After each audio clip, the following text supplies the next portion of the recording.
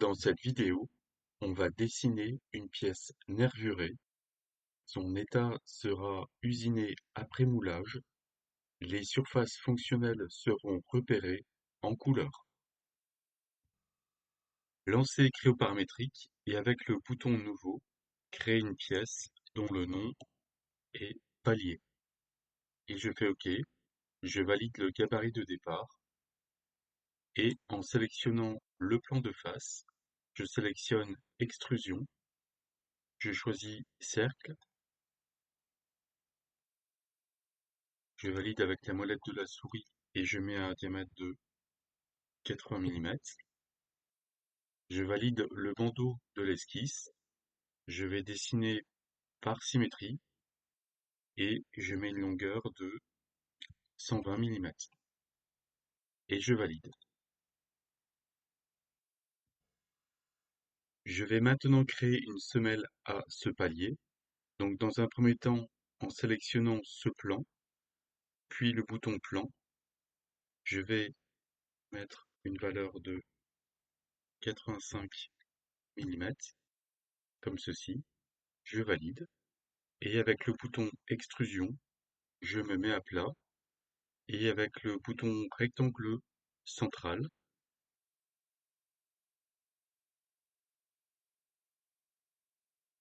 je vais attribuer une cote de 200 mm, 150 mm, comme ceci. Je valide le bandeau de l'esquisse et je vais mettre une épaisseur de 12 mm, comme ceci. Et je valide le bandeau de la fonction. Avec le bouton nervure de profil, sous référence, je vais définir l'esquisse. Je choisis ce plan de face. Je choisis esquisse. Avec le bouton référence, je vais choisir cette surface ainsi que la surface cylindrique que l'on voit apparaître dans cette boîte de dialogue. Je la ferme. Je me mets à plat et avec le bouton ligne, je vais ici choisir un trait comme ceci et comme ceci. Donc ici, on peut ajouter par exemple ici une contrainte de tangence entre ce trait avec la touche contrôle. Je sélectionne les deux et je vois bien apparaître le symbole de la contrainte de tangence entre le cercle et ce trait. Je valide le bandeau de l'esquisse et je vois apparaître la nervure et je vais mettre une valeur de 8 mm. Je valide le bandeau de cette fonction. Avec le bouton arrondi, je sélectionne avec la touche contrôle ces deux arêtes et je vais mettre une valeur de 5 mm et je valide. Je vais ajouter maintenant une nervure supplémentaire avec le bouton nervure de trajectoire. Sous l'onglet placement, je vais définir cette surface comme plan d'esquisse. Je me mets à plat. Avec le bouton ligne, je trace un trait entre ce trait vertical et le cercle. Je valide. Je vois apparaître à l'écran une nervure. Je choisis une épaisseur de 8 mm. J'arrondis son extrémité. J'ajoute des congés au niveau de sa base et une dépouille comme ceci. Je valide le bandeau de cette fonction nervure. Je vais maintenant placer cette nervure de l'autre côté de la pièce par rapport à son plan de symétrie. Donc un clic gauche sur la fonction nervure de trajectoire, puis symétrie. Avec un clic gauche, je choisis le plan de face et je valide la fonction. La mise en position de ce palier se fera au niveau de la semelle sur deux surfaces d'appui. Donc pour cela, avec le bouton extrusion, je vais dessiner dans le plan de face. Je me mets à plat et avec le bouton rectangle, je vais dessiner un rectangle comme ceci, de telle manière à avoir ici une cote de 60 millimètres et par rapport à l'axe du palier, 80 millimètres. Je valide le bandeau de l'esquisse, je dessine par symétrie, je tire sur les poignées pour que cela dépasse de la pièce et je sélectionne par enlèvement de matière. Donc on voit ici en jaune les deux surfaces d'appui pour le palier et je valide la fonction. Je vais créer 4 trous pour le passage de 4 vis, permettant ainsi le maintien et la fixation de ce palier. Donc je sélectionne le bouton esquisse, je choisis cette surface et je fais esquisse. Je me mets à plat et pour que les 4 perçages soient correctement centrés, dans un premier temps je vais choisir mode de construction et je choisis rectangle central pour dessiner une esquisse d'un rectangle comme ceci. Ensuite, avec le bouton point et non le bouton point de construction, je choisis de tracer 4 points aux extrémités de ce rectangle. Pour garantir le bon positionnement de ces perçages par rapport aux surfaces d'appui de la pièce, je vais afficher maintenant les codes fonctionnels. Avec le bouton référence, je sélectionne le bord droit de la pièce, qui est une surface d'appui, et avec ligne cachée, je sélectionne cette surface d'appui horizontale. Avec le bouton cote, je sélectionne le point et la droite verticale et je valide avec la molette de la souris. Je mets une valeur de 30 millimètres. Avec le point de gauche, je procède de la même manière et je vais supprimer une restriction pour mettre une valeur de 170.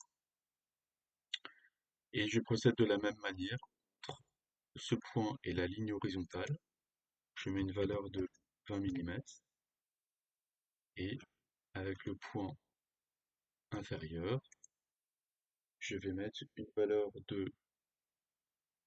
Je vais enlever une restriction pour mettre une cote de 110 millimètres et je valide. Je choisis ombrage avec des arêtes, puis en sélectionnant l'esquisse, je choisis le bouton trou et je vais mettre une valeur de 9 millimètres pour son diamètre, donc à travers tout, et je valide. Pour obtenir les 3 autres perçages, je fais un clic droit puis répétition et je vais sélectionner point et je sélectionne l'esquisse et je valide. Je vais maintenant évider la partie cylindrique, donc je vais le faire par révolution. Je choisis ce plan vertical qui passe par l'axe du palier. Je vais me mettre à plat. Je vais dire autour de quel axe devra tourner l'esquisse. Donc je choisis le bouton trait d'axe. Et avec 2 clics gauche, je choisis 2 points sur la droite horizontale. Ensuite, comme je vais faire une construction par symétrie autour du plan de symétrie de la pièce, je choisis le bouton trait d'axe et de la même manière, je crée un trait d'axe de symétrie verticale. Ensuite, je vais tracer une ligne horizontale, comme ceci. Je descends et je vais jusqu'à l'extrémité. Et je vois apparaître des codes de diamètre. Ici, je vais mettre un diamètre de 42 millimètres. Ici, je vais mettre un diamètre de 60 millimètres, 40 millimètres. Avant de valider le bandeau de l'esquisse, je vais sélectionner les traits et je choisis le bouton par symétrie. Et avec un clic gauche, je choisis le trait d'axe de construction qui a été créé. Ensuite, je valide le bandeau de l'esquisse. Je choisis le bouton par enlèvement de matière et je valide la fonction. Je vais ajouter maintenant des chanfreins sur les arêtes extérieures au niveau de ce bord et ici, donc avec la touche contrôle, je mets une valeur de 2,5 mm. Je valide cette fonction. Je vais ajouter maintenant des arrondis au niveau de la forme intérieure que l'on appelle un chambrage. Donc pour faciliter la lecture à l'écran, je coupe la pièce dans ce plan H, puis avec le bouton arrondi, je vais sélectionner les arêtes intérieures avec la touche contrôle et je vais mettre une valeur de 3 mm et je valide.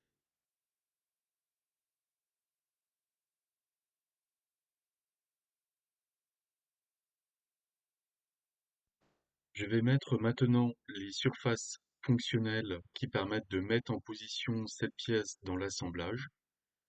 Alors sous l'onglet affichage, je choisis une couleur vert clair comme ceci. Avec un clic gauche, je sélectionne cette surface. En appuyant sur la touche contrôle, je sélectionne celle-ci et cette troisième surface et je fais OK. Je vais mettre en rouge maintenant d'autres surfaces fonctionnelles permettant de mettre en position des bagues de guidage. Donc je choisis la couleur rouge sur ces surfaces.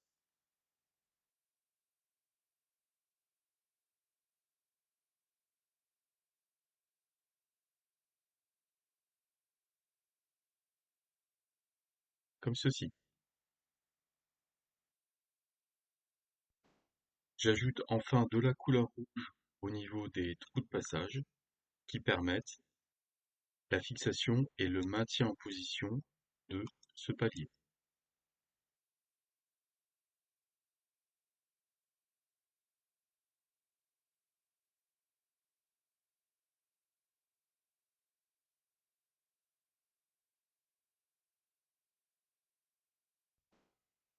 Je vais maintenant ajouter une dépouille sur la nervure verticale avec le bouton dépouille sous référence. Je sélectionne un clic gauche dans cette fenêtre et je choisis avec la touche contrôle enfoncée ces deux surfaces. La charnière de dépouille correspond au plan de joint. Donc ici, je choisis le plan horizontal. Sous l'onglet diviser, je vais choisir diviser par charnière de dépouille, de telle manière à avoir des angles inversés de part et d'autre du plan de joint. Donc je peux visualiser selon vue de droite, par exemple. Je vais mettre une valeur de 2 degrés. J'inverse. Et ici, je vais mettre 2 degrés. Et je vais inverser. Comme ceci. Je valide la fonction. Et comme je vois que ma nervure est trop fine, je vais rééditer la fonction nervure de profil et je vais mettre une largeur de 16 mm.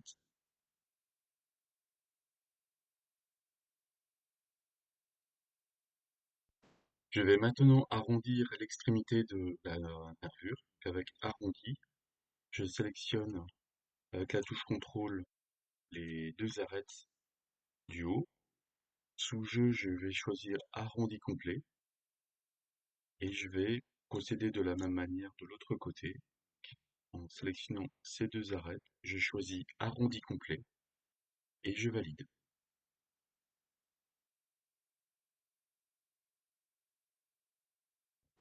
Je vais ajouter maintenant un arrondi à la base de la nervure avec la touche contrôle. Je sélectionne tout ceci et ici, sur les côtés,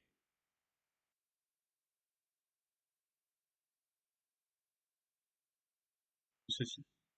Donc avec une valeur de 4 minutes.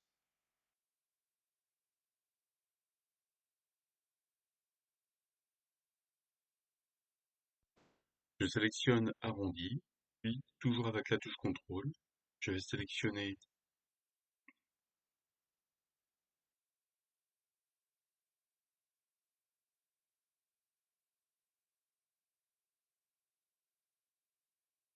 voilà, ces différentes arêtes